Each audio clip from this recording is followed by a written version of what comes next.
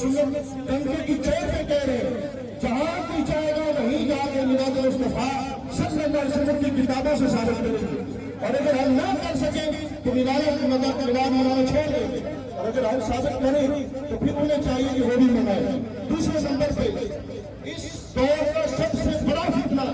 مرزا دجال جیلنی جہنمی جو ہے، اس میں معاذ اللہ ہمارے آقا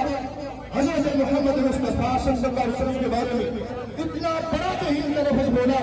کہ کوئی بھی مسلمان برداشت نہیں کر سکتا۔ لہذا ہم اپنی حکومت پاکستان سے یہ مطالبہ کرتے ہیں کہ اس دجال کو پھانسی دو، کیونکہ پاکستان یہ بہت بڑا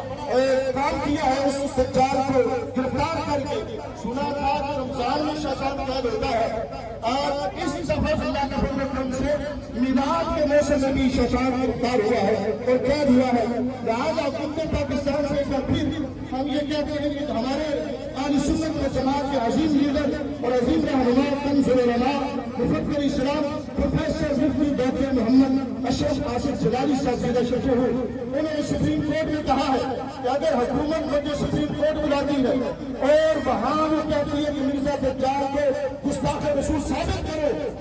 تو ہمارے سنیوں کی جان نے یہ ڈنکے کی چوٹ پہ کہا ہے کہ میں سپریم کورٹ میں ججوں کے سامنے اس دجال کو گستاخ رسول ثابت کروں گا۔ لہٰذا 295 کا قانون جو ہمارے آقا صلی اللہ علیہ وسلم سے مانوس کا قانون ہے، اس کے تحت اس دجال کو پھانسی دی جائے، اور لہٰذا یہ جو آج کل اس کے شکوندے جو ہے اور اس کے ٹاؤٹ ہواری جو ہے وہ فیس بک یوٹیوب پہ بڑا شور مچا رہے ہیں، نہیں کوئی بندہ جو ہے کسی کے گستاخی کے خلاف کوٹ کرے یا نقل کرے تو پھر گستاخی نہیں ہوگی۔ اس معاذ اللہ ناجائز بچے نے ہمارے آقا صلی اللہ علیہ وسلم کے لیے باقاعدہ معاذ اللہ نفس دجال ثابت کی ہے۔